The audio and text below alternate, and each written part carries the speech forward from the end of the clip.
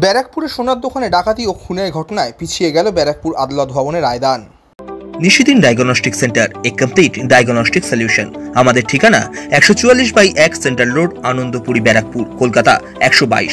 আমাদের যোগাযোগ 9875338719। 2023 সালের 24শে মে ব্যারাকপুর ওল্ড ক্যালকাটা রোডে সোনার দোকানে ডাকাতি ও স্বর্ণ ব্যবসায়ী নীলরতন সিংহের ছেলে নীলাদ্রি সিংহকে খুনের ঘটনায় শনিবার ব্যারাকপুর আদালতে দোষী সাব্যস্ত করা হয় 5 জনকে। সোমবার অভিযুক্তদের রায়দান করার কথা ছিল। এই দিন ব্যারাকপুর আদালত ভবনে রায়দান কর্মসূচি শুরু হওয়ার পর দীর্ঘ প্রায় 2 ঘন্টারও বেশি সময় ধরে রায়দান কর্মসূচি চলে, যেখানে সরকারি পক্ষের আইনজীবীর পক্ষ থেকে অভিযুক্তদের ফাঁসির দাবি করা হয়। অবশেষে বিচারক রায়দান ঠিক করেন শুক্রবার।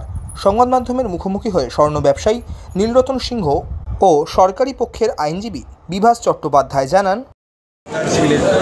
এখন দেখুন, সে তো বুঝতে পারছি। এখন আমাদের যে পিপি সাহেব আছেন উনি তো বলেছেন যা বলার। এখন মানে বিচারটা এখন উনার ওপর নির্ভর করছে, আমাদের মহামান্য আদালতের ওপর নির্ভর করছে যে উনি কি বিচার দেবেন, সেটা উনার ওপর। আমরা সবাই চেয়েছি, ওনাদের ফাঁসি চেয়েছি, আর কি করব, এর থেকে বেশি আমাদের কিছু করার নেই। আজকেও বিচার, হ্যাঁ সাজা, হ্যাঁ আশা করে এসেছিলাম যে আজকে বোধহয় বিচারটা হয়ে যাবে, কিন্তু সেটা তো আর হলো না। কিছু করার নেই, এখন 6 তারিখ দেখা যাবে, আগামী 6 তারিখ।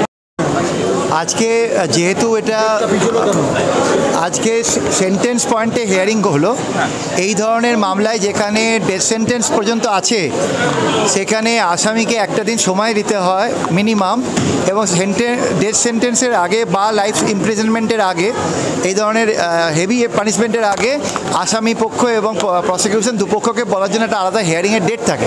আজকে তার স্পেসিফিক হিয়ারিং ছিল। আমরা স্টেটের তরফে 17টা জাজমেন্ট আমি দিয়েছি। আমি বলেছি যে আমি কোর্টের কাছে এটা বলতে চেয়েছি যে এটা rarest of the rare case. এই কেসে একজন আসামি আছে আসিফ খান বলে, যে একজন বাঙালি নামে আশিস রয় বলে একটা জেলে 14 বছর একটা মার্ডার কেসের আসামি হিসেবে ছিল, এবং তারপর তার সাজা হয়, ডেথ সেন্টেন্স হয়। সেখানে একজন মহিলা বাঙালিকে সে খুব নৃশংসভাবে খুন করেছিল।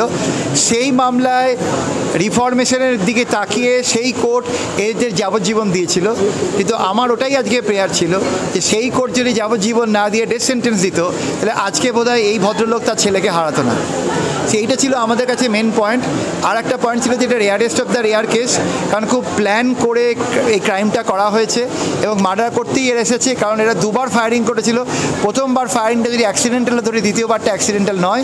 ওরা ওদের কক রেডি করে, মানে গানটাকে অ্যাক্টিভেট করে তারপর ফায়ার করেছে।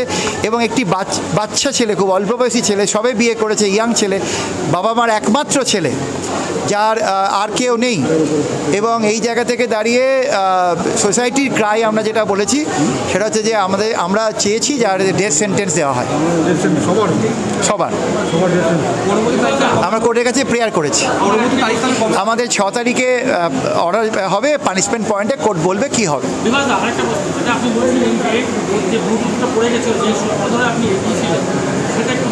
এই মামলায় ইলেকট্রনিক এভিডেন্স, আইপিডিআর এবং ব্লুটুথ খুব হেল্প করেছে। সবচেয়ে ইম্পর্টেন্ট জিনিস হচ্ছে সারা ভারতবর্ষকে ব্যারাকপুর পথ দেখালো।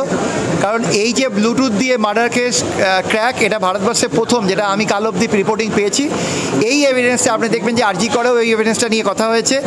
এই এভিডেন্সটা কিন্তু আগামী দিনে উঠে আসবে যে ইলেকট্রনিক ডিভাইস যদি আসামিরা ব্যবহার করে, তাহলে তার ট্রেল কিন্তু আলটিমেটলি আসামিকেই ধরিয়ে দেবে। এখানে যারা মার্ডার মানে ক্রাইম করতে এসেছিল, মার্ডার ডাকাতি, তারা ব্লুটুথের একটা হার্ডওয়্যার অংশ তাড়াহুড়ো করে যাওয়ার সময় পিওতে ফেলে যায়, এবং পরবর্তীকালে যখন মোবাইল আসামির থেকে সিজ হয় তখন দেখা যায় ওই ব্লুটুথের সঙ্গে ওই মোবাইল পেয়ার্ড, অর্থাৎ এই মোবাইলটা ওই ব্লুটুথে ইউজ হয়েছে।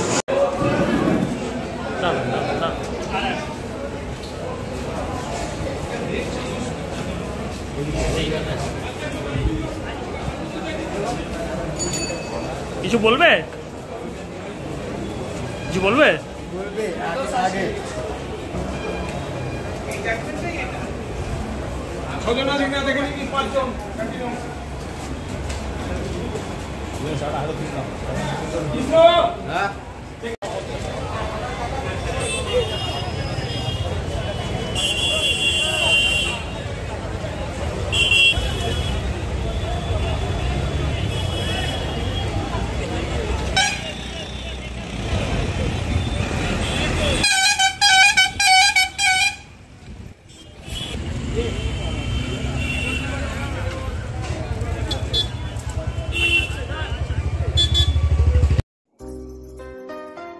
সাধ্যের মধ্যে স্বপ্নের ফ্ল্যাট খুঁজছেন?